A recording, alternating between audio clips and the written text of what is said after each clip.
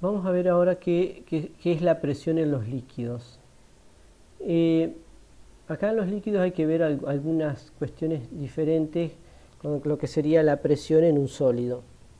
Porque, ¿qué era la presión en un sólido? Es la fuerza que uno aplica dividido, ¿sí?, la superficie donde se aplica esa fuerza. Pero en un líquido esto no puede suceder, porque en un líquido, por ejemplo como está en esta figura acá, si yo quiero aplicar una presión en un líquido con mi dedo, ¿qué hace el líquido? ¿Sí? Mi dedo se sumerge en el líquido y por lo tanto no se puede calcular como lo veníamos haciendo para un sólido.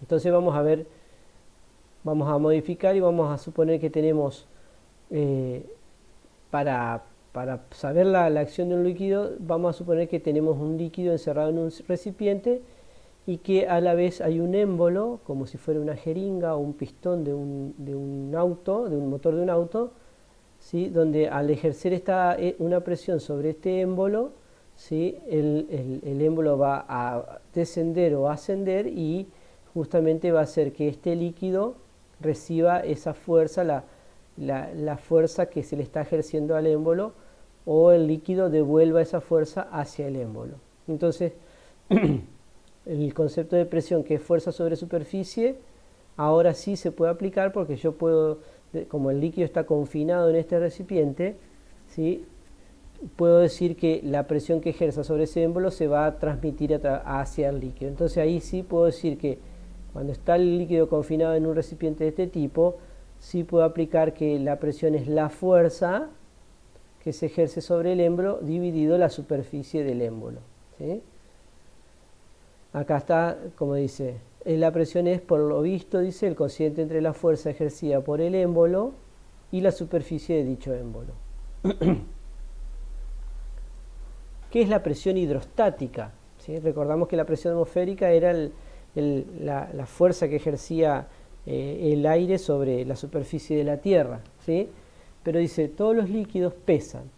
Por ello, cuando están contenidos en un recipiente, las capas superiores oprimen a las inferiores, generándose una presión debida al peso. La presión en un punto determinado del líquido deberá depender entonces de la altura de la columna del líquido que tenga por encima suyo. O sea, si yo quiero saber la presión en este punto A, que está en un líquido que está confinado en un recipiente, que está a una determinada altura o profundidad, a H, ¿sí?, vamos a suponer que arriba de este punto A hay toda esta columna de líquido arriba, como está graficado acá. Dice, esta columna de líquido igual a la altura de la profundidad del punto A, la presión en la base de dicha columna es igual a su peso dividido por la superficie de la base. Por lo tanto, la presión, ¿sí?, en el punto A es la presión HA que dice acá, va a ser el peso del líquido que está arriba de ese punto A dividido la superficie de ese líquido, ¿sí?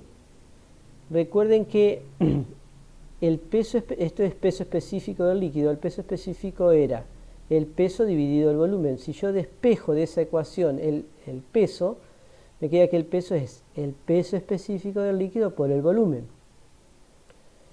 Pero el volumen, ¿cómo se define? Siempre es la superficie de la base por la altura. Entonces acá, como acá también estaba dividido por la superficie de la base se simplifican entre sí. Entonces la presión ejercida por un líquido en un determinado punto A que está a una determinada profundidad o altura se define como el peso específico de ese líquido multiplicado directamente por la altura o por la profundidad, en este caso sería, ¿sí?, por la cantidad, la altura del líquido que está sobre el punto que quiero calcular. O sea que vieron que queda una ecuación bastante sencilla. Si yo quiero calcular la presión del líquido en un punto determinado a una determinada profundidad, ¿qué tengo que hacer? El peso específico de ese líquido, que lo saco de tabla, multiplicado por esa profundidad.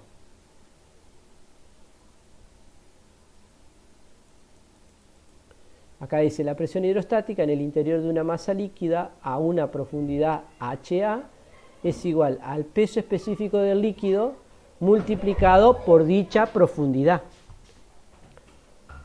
¿Qué sucede cuando tengo la diferencia de presión entre dos puntos? Vamos a suponer, ¿cómo saco la diferencia de presión entre el punto A, que está acá, y el punto B? Vamos a hacer la resta de las dos presiones, la variación de presión entre A y B. ¿Qué va a ser? Va a ser la presión en el punto A menos la presión en el punto B. ¿Se entiende? Cada una de estas presiones es como se definía, como el peso específico del líquido por la altura A menos peso específico del líquido por la altura B. Como el peso específico, por ser el mismo líquido, va a ser lo mismo, lo puedo sacar aparte como factor común. Entonces me queda que la diferencia de presión entre A y B va a ser el peso específico del líquido multiplicado, ¿sí?, por la diferencia de alturas, o sea, por HA menos HB. A esta ecuación se le llama ecuación fundamental de la hidrostática. Esta ecuación indica que para un líquido dado y para una presión exterior constante, la presión en el interior del líquido depende únicamente de la altura. Por lo tanto, todos los puntos del líquido que se encuentren al mismo nivel soportan igual presión.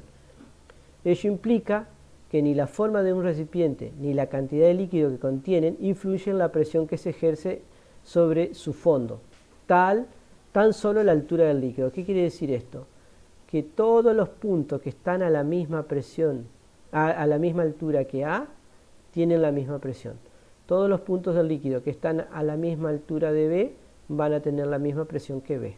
¿Se entiende?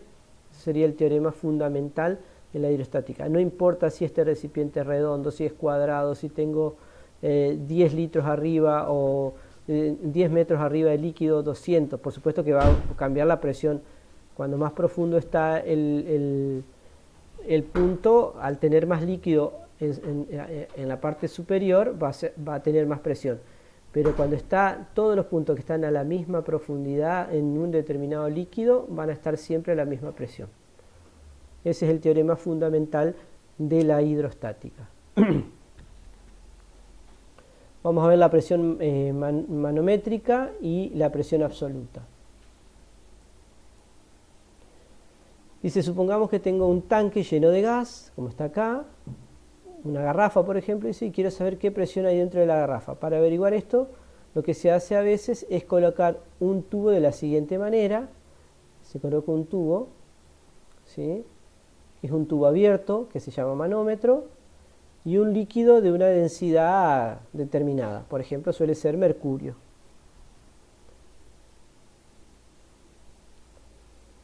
El gas dentro del recipiente empuja porque la presión de un gas es la cantidad de choques que ejercen las partículas sobre las paredes del recipiente.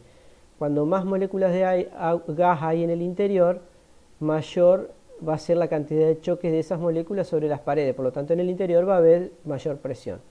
Esa presión va a hacer que este líquido que estaba en esta curva sea empujado y se eleve, ¿sí?, en esta rama, ¿sí? Cuando más presión tiene la garrafa, mayor será la altura que va a subir ese líquido. Si conozco la altura que subió el líquido, puedo calcular la presión dentro del recipiente. Lo hago con la fórmula. Presión, recuerden que era esto. Era la densidad del líquido, ¿sí?, por la gravedad por la altura. Supongamos que el líquido del manómetro es mercurio y sube hasta una altura de 76 centímetros. Esto querrá decir que la presión dentro del tanque es de 760 milímetros de mercurio, es decir, una atmósfera de presión.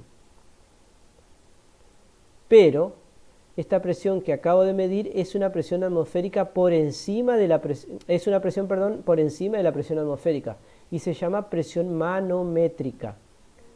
Ahora, si alrededor del tanque hay vacío, la altura de la columna se duplicará. Sería 2 por 76, nos da 152 centímetros de mercurio, o sería 1520 milímetros de mercurio, es decir, 2 atmósferas. Esta presión se llama presión absoluta, está referida al vacío. O sea, cuando en el exterior del tanque hay vacío, ¿sí?, esa presión que se calcula es la presión absoluta, ¿sí? Si en el exterior del tanque no hay vacío, ahí se llama presión manométrica, que el valor que nos da sería por encima de la presión atmosférica. Conclusión: la presión manométrica está referida a la presión atmosférica y la presión absoluta está referida al vacío total. La presión absoluta siempre es la presión atmosférica, manométrica, perdón, más una atmósfera. ¿Sí? Eso se tienen que acordar siempre. Entonces, vuelvo a repetir, la presión absoluta es la presión que nos mide el manómetro más una atmósfera, que sería la presión atmosférica normal, que se considera normal. Por ejemplo, cuando te tomás la presión y decís tengo 11 de presión, lo que estás midiendo es la presión manométrica. Son 11 centímetros de mercurio por arriba de la presión atmosférica. La presión absoluta sería 870 milímetros de mercurio. ¿Se entiende? Porque le sumás 110 milímetros a 760, que es la presión normal. Dato importante: a grandes rasgos, el cuerpo humano se comporta como si fuera un tacho lleno de agua a presión. La presión en el interior de ese tacho sería unos 12 centímetros de mercurio, presión manométrica, o sea, es la presión atmosférica más 12 centímetros. ¿Qué dice el principio de Pascal? Este principio expresa: toda presión ejercida sobre un líquido contenido en un recipiente se transmite con igual intensidad a todos los puntos del recipiente. Entonces vemos esta figura acá. Tenemos este recipiente con líquido y distintas ramas que salen de ese tipo con distintas formas. Si yo aplico una fuerza acá en este émbolo, el émbolo va a bajar y esa fuerza se va a transmitir por el líquido. Bueno, esa fuerza que yo transmito acá se va a transmitir, y cada una de estas ramas va a medir la misma presión, no importa la forma de la rama.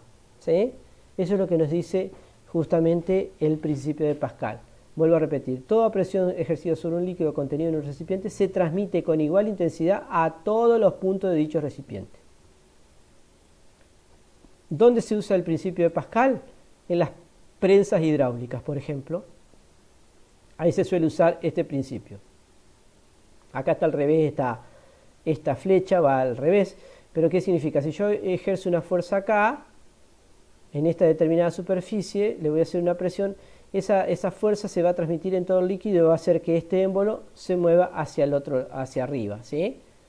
Y viceversa. Si yo hago una presión acá, esto va a ascender, ¿se entiende? Eso es el principio de Pascal, y la relación que hay entre ellos es que el módulo de la fuerza 1 dividido en la superficie de 1 siempre es igual al módulo de la fuerza 2 sobre la superficie 2, o sea, las presiones, ¿sí? En base a eso puedo calcular, haciendo una determinada fuerza, cuánto puedo levantar acá de peso. Así funcionan las prensas hidráulicas. En el otro video vamos a ver esos ejemplos.